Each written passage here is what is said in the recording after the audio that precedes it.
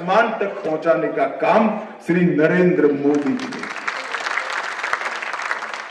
नरेंद्र मोदी जी ने इस देश की जनता के सामने, इस देश के युवाओं के सामने, इस देश की माताओं के सामने, इस देश के किसान और प्रबुद्ध जनों के सामने एक लक्ष्य रखा है कि बहुत पिछड़ गए हम, विकास की रेस में काफी पिछड़ गए, अब समय आ गया है दुनिया में सर्वप्रथम भारत हो इसका, और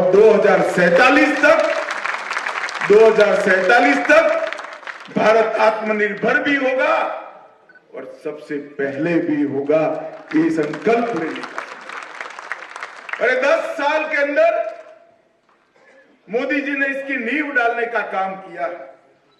10 साल के अंदर मोदी जी ने देश को बहुत आगे पहुंचाने का काम किया है। ये 10 साल के अंदर कोई स्वप्न भी नहीं कर सकता था, ऐसे असंभव जैसे काम मोदी जी ने समाप्त किए हैं। मित्रों, मैं हमेशा कहता हूं, कोई एक पार्टी की सरकार 25-50 साल रहती है, तब जाकर 2-3 युग परिवर्तनकारी फैसले कर पाती है, कई बार तो ये भी नहीं होते। परंतु मोदी जी ने 10 साल में 50 से ज्यादा युग परिवर्तनकारी फैसले लिए हैं और भारत का सम्मान पूरी दुनिया में बढ़ा। लोकसभा का चुनाव हमारे सामने है, बड़े बड़े 2 खेमे बने हैं। एक और मोदी जी के नेतृत्व में देशभक्तों की टोली जैसी भारतीय जनता पार्टी, और एक और 7 परिवारवादी पार्टियों का घमंडिया गठबंधन इंडी अलायंस, ये दोनों के बीच में राजस्थान की जनता ने निर्णय किया। मैं मोदी जी ने 10 साल के अंदर क्या परिवर्तन किया, देश को कहां से कहां पहुंचाया, बताऊंगा। परंतु सबसे पहले मैं एक बात बताना चाहता हूं कि मोदी जी के नेतृत्व में भारतीय जनता पार्टी का एकमात्र उद्देश्य है, सर्वप्रथम भारत दुनिया में सबसे पहला हो, इसके अलावा कोई। और सामने जो गठबंधन है, 7 पार्टियों का जो गठबंधन बना है इंडी अलायंस, ये क्या है? इनका लक्ष्य क्या है? एक और मोदी जी का लक्ष्य है दुनिया में भारत सर्वप्रथम हो, भारत माता विश्व गुरु के स्थान पर विराजित होकर दैदीप्यमान तरीके से दुनिया का मार्गदर्शन। और इनका लक्ष्य क्या है? सोनिया जी का लक्ष्य है राहुल बाबा को प्रधानमंत्री बनाना, लालू जी का लक्ष्य है अपने बेटे को मुख्यमंत्री बनाना, उद्धव जी का लक्ष्य है अपने बेटे को मुख्यमंत्री बनाना, स्टालिन साहब भी अपने बेटों को मुख्यमंत्री बनाने चाहते हैं, मुलायम सिंह मुख्यमंत्री बनाकर गए, संभाल नहीं पाए, फिर से अखिलेश जी मुख्यमंत्री बनना चाहते हैं, ममता जी अपने भतीजे को मुख्यमंत्री। मैं एक बात आज राजस्थान की जनता को पूछने आया,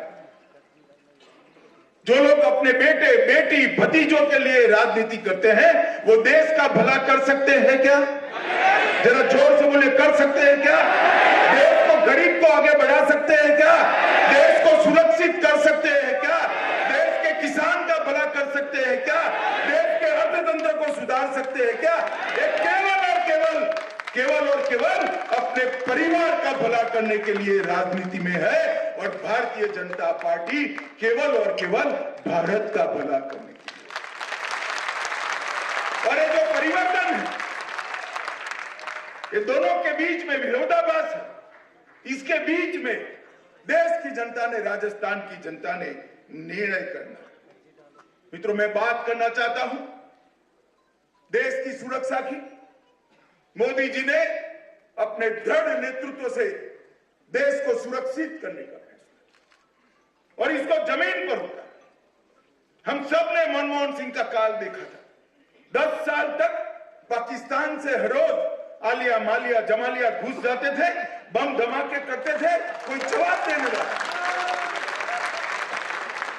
आपने 14 में मोदी जी को प्रधानमंत्री बनाया, और प्रधानमंत्री बनने के बाद उन्होंने फिर से एक बार हिमाकत कर दी, पुंछ में हमला किया और पुलवामा में भी हमला किया। 10 ही दिन में सर्जिकल स्ट्राइक और एयर स्ट्राइक कर कर पाकिस्तान के घर में घुसकर दिन में तारे दिखाने का।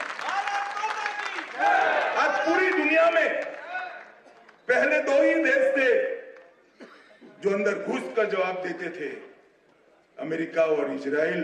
ये 2 देशों की सूची में मेरे और आपके महान देश भारत का नाम है,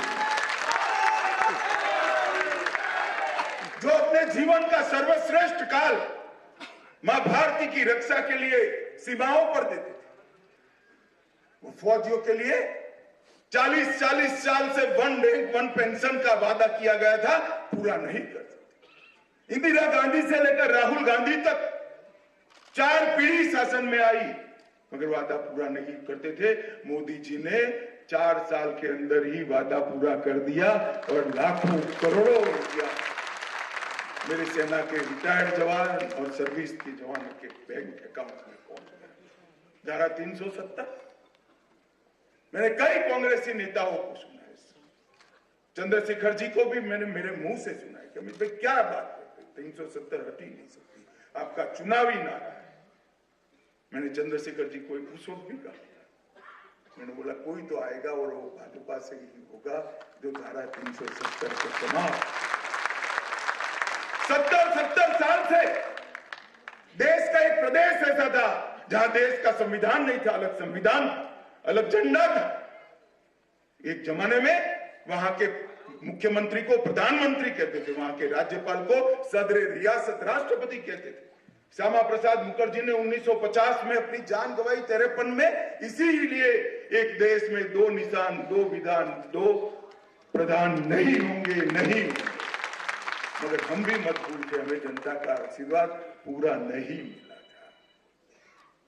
जिस दिन देश की जनता ने दूसरी बार पूर्ण बहुमत मोदी जी को दिया, 5 अगस्त 2019 को मोदी जी ने धारा 370 को समाप्त कर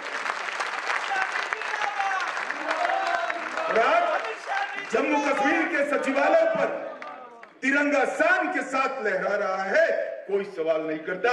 जिस लाल चौक पर झंडा फहराने के लिए मोदी जी को और मुरली मनोहर जोशी जी को 90 के दशक में सेना की सुरक्षा के साथ जाता था, आज आपके छोटे से बच्चे और पोती को भी भेज दीजिए, आराम से तिरंगा लहरा पाएगा।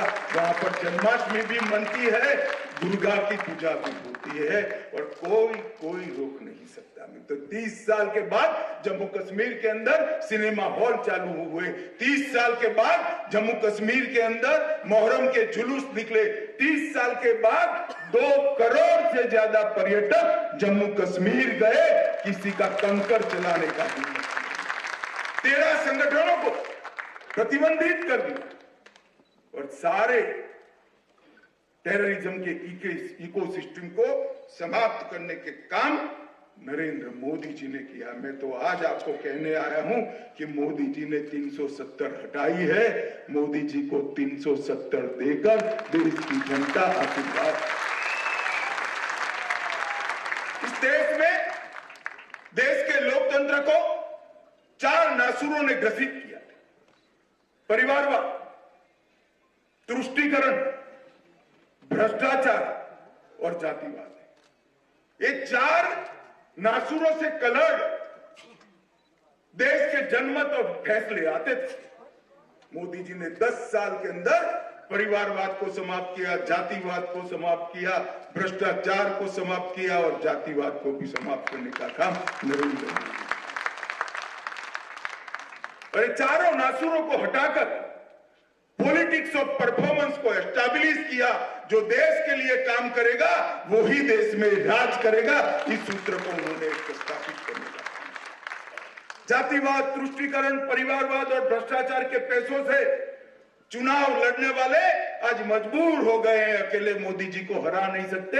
ऐसे मंच पर मनमेल न होने के बावजूद लाइन में बैठकर इंडी अलायंस का नाम देकर फोटो अपॉर्चुनिटी कर रहे हैं, मगर मनमेल नहीं है, न सिद्धांत है, न नियत है, न नेता है। कोई नेता तय नहीं कर सकता, कोई बनने के लिए भी तैयार नहीं है, क्योंकि परिणाम निश्चित है। देश की जनता ने तय कर लिया है, 400 पार का फैसला देश की जनता ने। इन लोगों के नेतृत्व में देश की विरासत को भुलाने का बहुत बड़ा प्रयास हुआ। मोदी जी ने लाल किले की प्राचीर से कहा कि हम देश की जनता एक फैसला करे कि गुलामी की सारी निशानियों को इस देश से उखाड़ कर फेंकेंगे। इस देश की जनता ने एक सामूहिक इंफीरियरिटी कॉम्प्लेक्स हीन भाव से ग्रसित होने की जरूरत नहीं है। भारत सब कुछ कर सकता है। भारत गौरव के साथ दुनिया में आगे बढ़े और हर कदम पर कांग्रेस ने भी हमने राजपथ जो पंचम जॉर्ज के आने पर जिसका नाम रखा गया था किंग जॉर्ज पंचम जॉर्ज के आने पर राजपथ का नाम बदलकर, क्योंकि हम डेमोक्रेसी में है, नागरिकों के कर्तव्य से ही देश का भला हो सकता है, उसका नाम कर्तव्य पथ रखा। उन्होंने रोकने का काम किया। हमने पुरानी संसद की जगह नवी संसद बनाने का काम किया। एक भव्य संसद के अंदर 21वीं सदी भारत का लोकतंत्र का मंदिर बनाने का काम किया। कांग्रेस ने इसका भी बहिष्कार किया। हमने तय किया कि सोमनाथ के मंदिर को सोने का बनाएंगे, इसका भी उन्होंने विरोध किया। हमने केदार धाम और बद्री धाम को पुनर्जीवित किया, इसका भी विरोध किया। हमने महाकाल लोक बनाया, इस पर भी आरोप किया। हमने पवित्र सेंगोल को भारतीय संस्कृति के प्रतीक, न्याय दंड के प्रतीक पवित्र सेंगोल को लोकसभा में प्रस्तावित किया, इसका भी विरोध किया। और जब हम रामलल्ला का मंदिर बनाने गए तो कांग्रेस ने उसका भी बहिष्कार किया। भाई और बहनों, 550 साल से करीब करीब राम भगवान रामलल्ला अपमानित अवस्था में जीते थे। आजादी के 75 साल हो गए। टेंट में बैठे हुए रामलल्ला हजारों करोड़ों लोगों के दिल में एक टीस होती थी। करोड़ों राम भक्त सिसकियां लेते थे।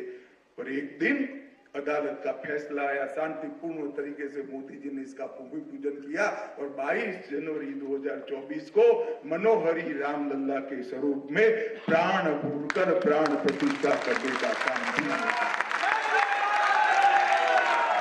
और दक्षिण से लेकर उत्तर तक और पूरब से लेकर पश्चिम तक और दुनिया भर में करोड़ों आस्थावान सम्मान के साथ ये दृश्य देखकर आंख में आंसुओं के साथ भाव विभोर होते हुए मैंने भी देखा है।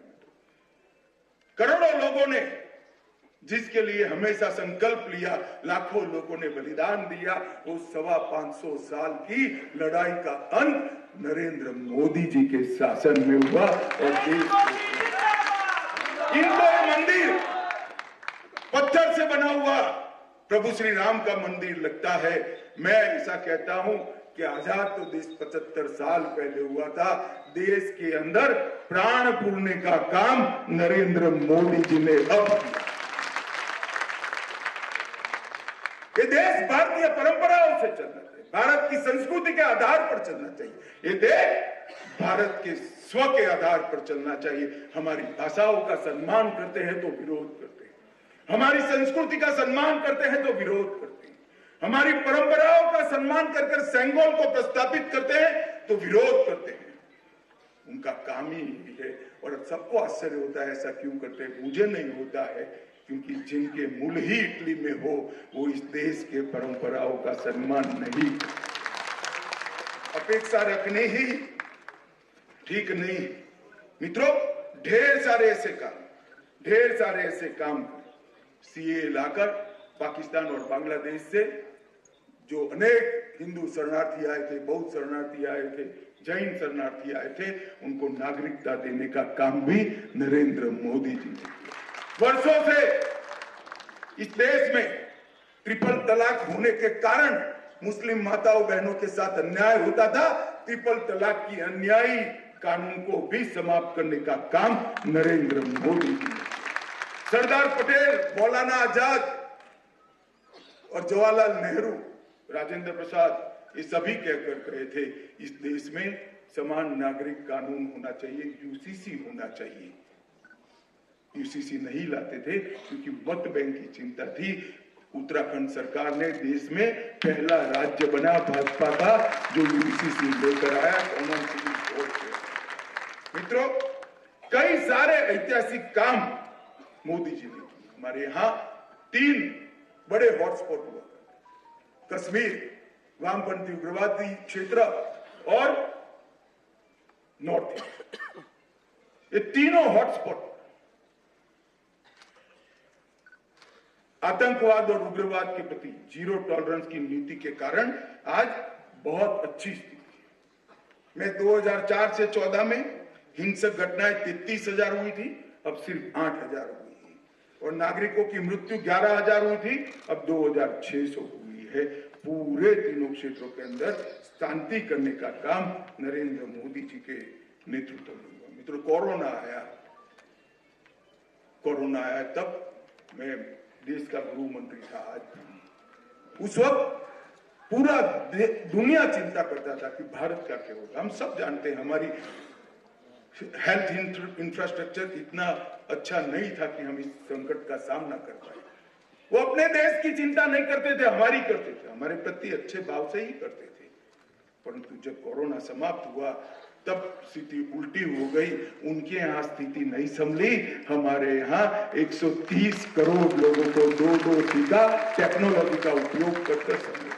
मैं मेरा अपना ही बात करता हूं, मेरी बहन को यहाँ आना था, उसको सर्टिफिकेट नहीं मिलता था, टीका लग चुका है। मैंने बोला भाई ले लो सर्टिफिकेट, कि नहीं वेटिंग लिस्ट है 180 दिन का सर्टिफिकेट लेने में। मैंने बोला हमारे यहाँ तो भाई टीका लगता है 5 ही मिनट में, मोदी जी की हंसती हुई फोटो के साथ सर्टिफिकेट मोबाइल पर आ गया। 130 करोड़ के देश में कहीं लाइन नहीं, कहीं धक्का मुक्की नहीं, कुछ नहीं।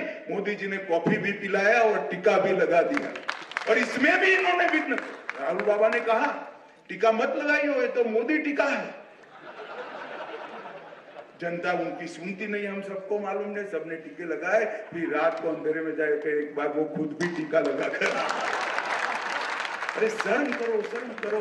कोरोना जैसी स्थिति में भी आप देश में एक मत नहीं रख सकते हो। किस प्रकार का राजनीतिक दल? मित्रों, कोरोना के खिलाफ हम लड़ाई जीते, इसका कारण कई लोग मुझे पूछते हैं। कई लोग कहते हैं कि वैज्ञानिकों के कारण जीते, डॉक्टरों के कारण जीते, पुलिस ने अच्छा व्यवस्था करी, जनता सेल्फ डिसिप्लिन थी, ब्ला ब्ला ब्ला, कितने ही कारण कहते। मैं सब हमेशा कहता हूं, कोरोना के खिलाफ भारत विश्व में सबसे अच्छा प्रदर्शन कर पाया। इसका एकमात्र कारण है कि पूरी दुनिया में कोरोना के खिलाफ सरकारें लड़ी, यहां कोरोना के खिलाफ सरकार के साथ साथ 130 करोड़ की जनता ने भी लड़ाई।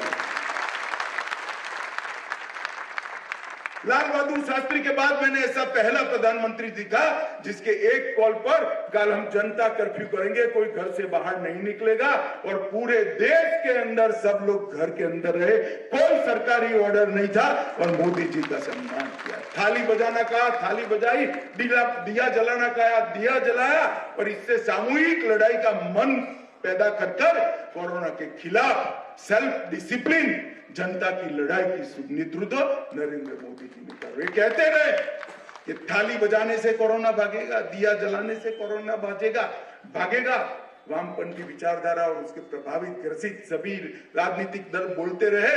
मोदी जी ने सिद्ध कर दिया कि जनता की ताकत को ऐसे नुस्खों से ही, ऐसे परंपराओं से ही साथ में लिया जा सकता है, और सरकार की लड़ाई को जनता की लड़ाई बनाकर ही इस पर विजय प्राप्त। इतना ही नहीं, सबसे पहले कोरोना का टीका बनाने वाले देशों में हमारा देश रहा, और हमने 100 से ज्यादा देशों में कोरोना के टीके भेजकर एक विश्व मित्र की भूमिका।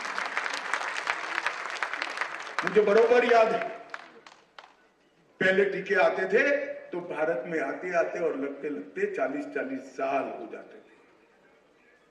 40 साल।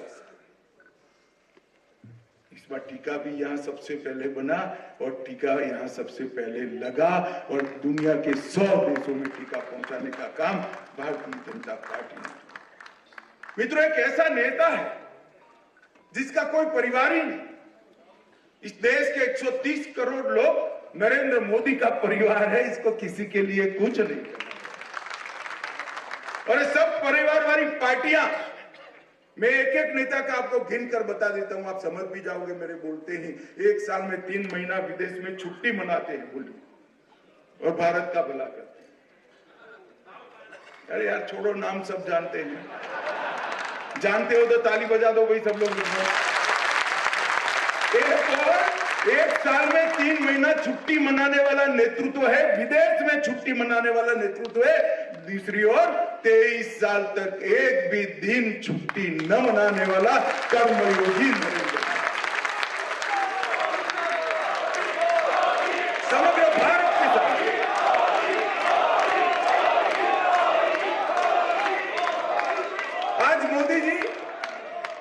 आज मोदी जी अपने परिवार की सोचते तो देश के 60 करोड़ लोगों को 5 किलो अनाज हर महीने मुफ्त नहीं मिलता।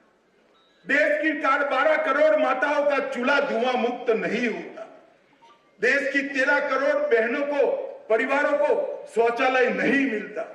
3 करोड़ लोगों को घर नहीं मिलता और इसके साथ साथ देश के 60 करोड़ लोगों को 5 लाख तक की दवाइयां मुफ्त नहीं मिलती। इस सभागार में जो लोग बैठे हैं उनको लगेगा कि क्या अमित भाई इस जमाने में शौचालय की बात करें, शौचालय कोई समस्या है। मगर मैं आज इस सभागार में कहना चाहता हूं, एक बार शौचालय का डक्टिंग बिगड़ जाए तो आपको मालूम पड़े कि शौचालय के बगैर क्या होता है। 4 पीढ़ियां इनकी शौचालय के बगैर चली गई। आजाद हुए 70 साल हो गए, वो माँ को शौचालय नहीं मिला था, वो किशोरी बेटी को शौचालय नहीं मिला था।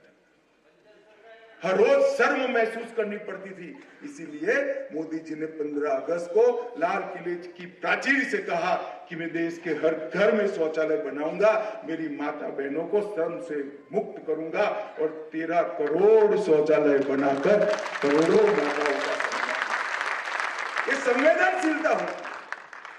मजाक उड़ा रहे थे कांग्रेस के नेता, शौचालय की बात करते, वो भूल गए महात्मा गांधी कांग्रेस के सर्वोच्च नेता, पूरे देश के राष्ट्रपिता, उन्होंने स्वच्छता और शौचालय की सफाई की थी। वो भूल गए, वो संस्कार चला गया और नरेंद्र मोदी ने वो संस्कार को जमीन पर उतारने का काम किया। मित्रों, कई सारे लोगों को ऐसा लगता है कि मोदी जी वादे करते हैं। मैं आज आपको कहने आया, मैं नजदीक से उनके गुजरात के मंत्रिमंडल में भी रहा हूं, वही रहा हूं, पार्टी का अध्यक्ष भी उनके साथ ही रहा। मोदी जी जो कहते हैं वो करते हैं। इन लोगों ने 10 साल में भारत के अर्थतंत्र को चौपट कर दिया। अटल जी देश में जब प्रधानमंत्री के रूप में गए, मनमोहन सिंह बने, तब देश का अर्थतंत्र दुनिया के अर्थतंत्रों की तालिका में 11वें नंबर पर था और इन्होंने एक काम अच्छा किया कि 11वें नंबर से 12वें नंबर पर नहीं जाने दिया। 10 साल तक 11वें नंबर पर देश फ्रीज रहा। मोदी जी ने 10 साल में 11वें नंबर पर से 5वें नंबर पर लाने का काम। और मैं आपको कहता हूं, एक मोदी गारंटी बता कर जाता हूं जो मोदी जी ने देश की जनता को दी है, हमारे राष्ट्रीय अधिवेशन में दी है कि एक 5 साल और दे दीजिए, अर्थतंत्र को 5वें नंबर से 3रे नंबर पर पहुंचा दीजिए। ढेर सारी नई शुरुआतें,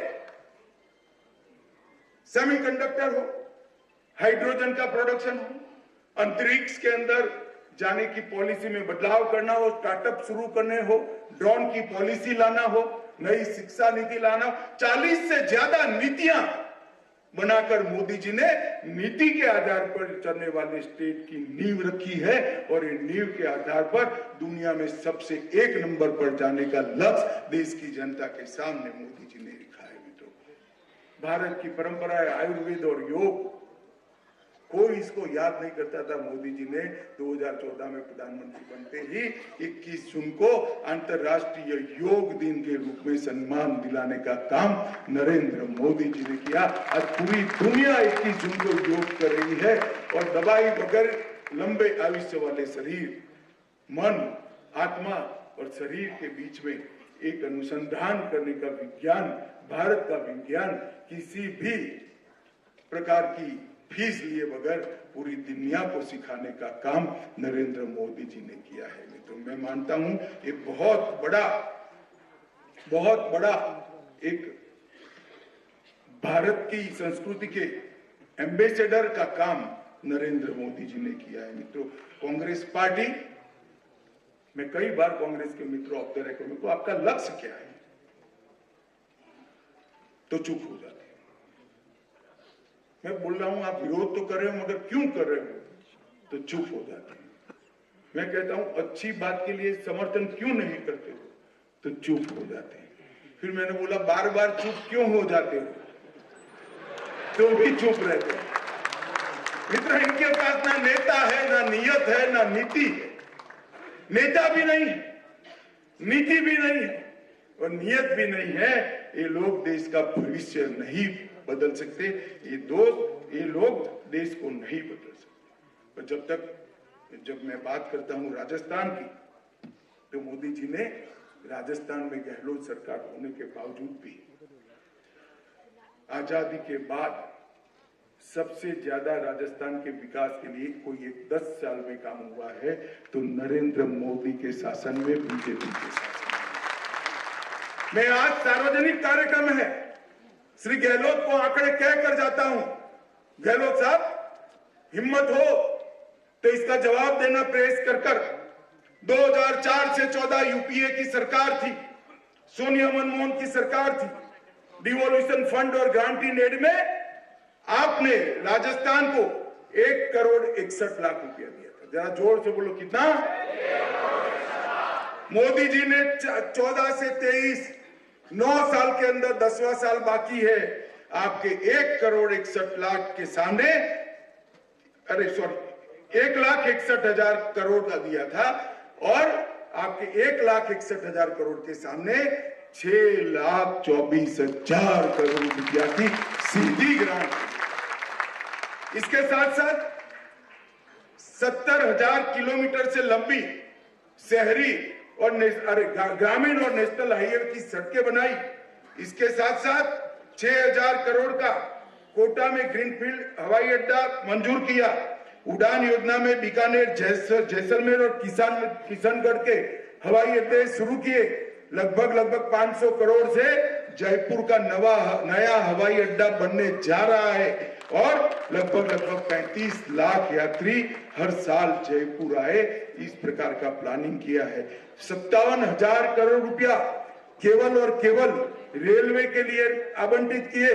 10 नए रेलवे स्टेशन करे और विश्व स्तरीय 10 नए रेलवे स्टेशन जयपुर में बनाने का काम भारतीय जनता पार्टी की सरकार ने किया। 1100 करोड़ रुपया जयपुर की मेट्रो के लिए दिया और राजस्थान की पहली वंदे भारत ट्रेन अजमेर से दिल्ली कैंट तक चालू करने का काम नरेंद्र मोदी जी ने किया। और इसके साथ साथ 9,000 करोड़ रुपया स्मार्ट सिटी के लिए दिया, 4500 करोड़ रुपया महसाणा भटिंडा गैस लाइन के लिए दिया, लगभग 2,000 करोड़ रुपया पेयजल आपूर्ति के लिए दिया। ये सारा 6,46,000 करोड़ से अलावा है। और गहलोत साहब हिम्मत है तो आपका हिसाब लेकर आ जाइए। ये विकास नहीं कर सकते। ये ईस्टर्न इरिगेशन योजना आपकी कब की समाप्त हुई? भजन तो हमारे भजनलाल अभी मुख्यमंत्री बने हैं, 5 साल से सहलाते रहे। इसने 1 ही महीने में इसको समाप्त कर राजस्थान के 13 जिलों के पीने के पानी की समस्या, क्योंकि ये काम करने वालों की सरकार है, काम करने वालों की पार्टी है, देश के लिए सोचने वाली पार्टी है, देश के लिए मरने वाले कार्यकर्ताओं से बनी हुई पार्टी। और मैं आज राजस्थान के जनता को आपके माध्यम से कहकर जाता हूं मित्रों कि इस बार निश्चित 400 पार होना है। मैंने अभी सुबह ताली मत बजाओ, सुबह मैंने कार्यकर्ताओं को कहा है कि रिकॉर्ड बनाना बड़ा सरल होता है। 2 बार आपने रिकॉर्ड बना लिया, 25 की 25 दे दी, रिकॉर्ड को टिकाना बड़ी दिक्कत होती है। इस बार भी 25 देना है। देंगे क्या? जोर से बोलिए, देंगे? मोदी जी के नेतृत्व में 400 पार करेंगे।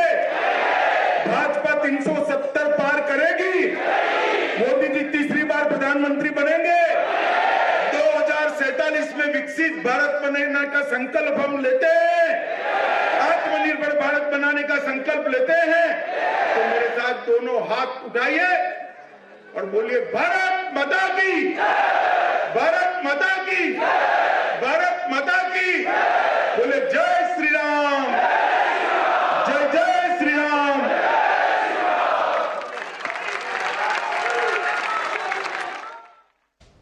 तो जयपुर में प्रबुद्धजन सम्मेलन को संबोधित कर रहे थे गृह मंत्री अमित शाह और यहां पर तमाम महत्वपूर्ण बातें उन्होंने कही हैं और उन्होंने साफ तौर पर 10 साल में जो उपलब्धियां सरकार की रही हैं उनको गिनाया है। बात चाहे धारा 370 खत्म करने की हो, इसके अलावा नारी शक्ति को किस तरह से उठाया गया है, बढ़ाया गया है, उसको भी वहां पर देखा गया है और इसके अलावा साफ तौर पर राम मंदिर प्राण प्रतिष्ठा को लेकर भी उन्होंने अपनी बातें कही और तमाम ऐसे क्षेत्र हैं जहां पर विकास के जो कार्य हुए हैं उनको सुचारू ढंग से किस तरह से लोगों तक पहुंचाया गया है, लोगों तक वो सुविधाएं पहुंचाई गई है, इसका जिक्र उन्होंने अपने इस संबोधन में कहा है और साफ तौर पर तमाम बड़ी और महत्वपूर्ण बातें उन्होंने अपने संबोधन में यहां पर साझा की हैं। और इसी के साथ फिलहाल इतना ही। यहां हम रुक रहे हैं कुछ देर के लिए। आप बने रहिए डीडी न्यूज के साथ। नमस्कार।